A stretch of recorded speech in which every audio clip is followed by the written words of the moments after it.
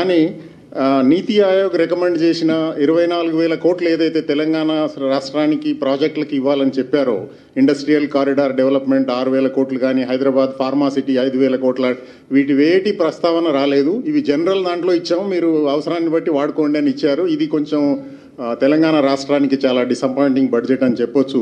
అట్లాగే 15th commission recommend చేసిన 723 గంటల గ్రాంట్ కూడా ఇంకా రాలేదు. దాని మీద కూడా ఎక్స్పెక్టేషన్స్ ఉండింది. డీటెయిల్స్ చూస్తే కానీ తెలీదు. దేశానికి ఓవరాల్ లాంగ్ రన్ గ్రోత్కు మంచి బడ్జెట్ అయినప్పటికీ ప్రత్యేకంగా తెలంగాణ రాష్ట్రానికి తీసుకుంటే ఈ బడ్జెట్లో ఎలాంటిది లేదు. అట్లాగే కామన్ మ్యాన్కి సంబంధించి కూడా చాలా ఎక్స్పెక్టేషన్స్ ఉండినాయి, అవన్నీ మీట్ కాలేకపోయింది ఈ బడ్జెట్. అందుకని it's a disappointing and mixed budget. Now I request our senior vice president to throw few lines on this.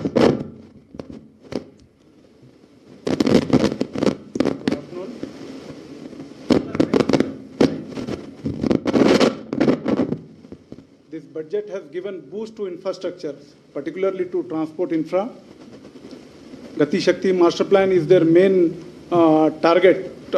They have proposed 100 cargo terminals, but for the common man there is nothing, zero. They have not increased even the basic exemption limit, which we were expecting since last 2-3 years. There is not even a single paisa increase in the basic exemption limit. As our president said, ATC exemption is also not increased. Seeing the inflation, they should have increased the basic exemption limit to at least 4 lakhs, but they have not increased. Their main focus is on infrastructure development, which is needed, but at the same time they have to look for the interest of the common man also, which they have ignored. Thank you.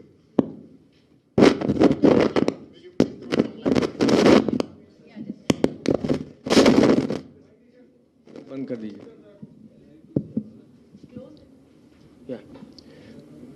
Yeah, good afternoon. I will limit myself to comments from banking and insurance sector. Few points which have probably positive is from Federation also we have given several recommendations to extend the ECLGS scheme to March 2023, which has been accepted. Same thing is regarding the CGT MSME also, and the extra fund has been provided by the Finance Minister. Now another thing is the Finance Minister has taken a very bold steps in keeping the deficit financing at little higher by providing a lot of and covering a lot of other areas for spending. So she is not afraid of extending the budget by providing support to the several sectors. She is not even afraid of slightly higher deficit financing, which is probably very what you call it in international financing is very core sector. But I must thank her for not afraid of extending the expenditure. Because by deficit financing, providing extra finances, only growth can be sustained. For MSME, one step she has taken is providing the extra fund under this thing. And there is a problem which MSME is facing is getting the finances.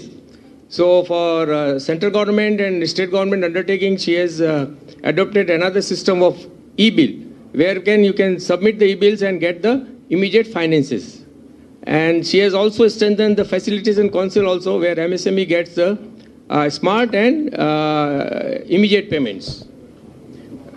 One thing which I would like to add from my side is, now is a regime of lower interest rate, but many of the private banks are not passing on the lower interest rate to the customers. So there's another big issue which, of course, PSUs are transferring, but not the private banks. So something has to be done on that.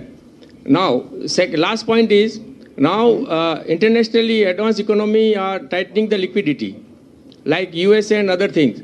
But I'm sure that the government will not succumb to the pressure, and RBI will also not forego their liquidity position and will not increase the rate of interest, which will be probably counterproductive as far as MSME and other things are concerned.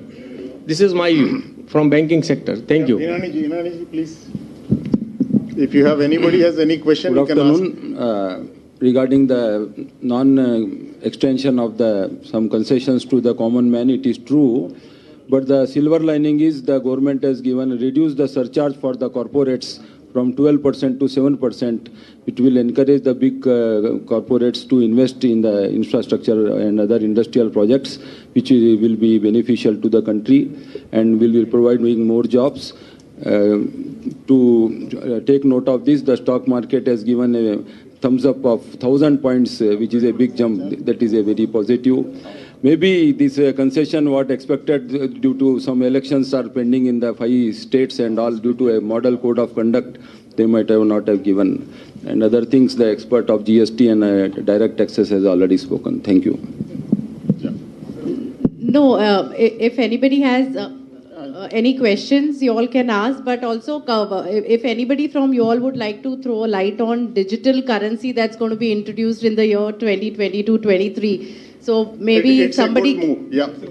I think It is a good move and it will check that cryptocurrency menace and all to just to congratulations. Yeah, I mean, government has probably wantedly avoided the cryptocurrency season, so they have allowed RBI to bring their digital currency. And as far as current cryptocurrencies they brought in the taxation. It will be taxed, any income will be taxed as a 30%. And any transfer of assets, there will be TDS. So whatever, as of now, cryptocurrency is going probably not noticed also, not accounted for also. Now, henceforth, it will be all accounted for and it will be taxes. And good thing is that government wants to bring their own digital currency by RBI. It's absolutely good move. This cryptocurrencies was leading to some grey dealings in the drugs and other terrorism activities. Our own, this digital rupee will be like a parallel to the cryptocurrency. Thank you. 1.5 lakh post officers will be brought under core banking. That's also And a good one. Good one more thing, 75% of payment MSME units or anything is there, they have to pay within 10 days. There is for MSME units purpose, it's a very good news. And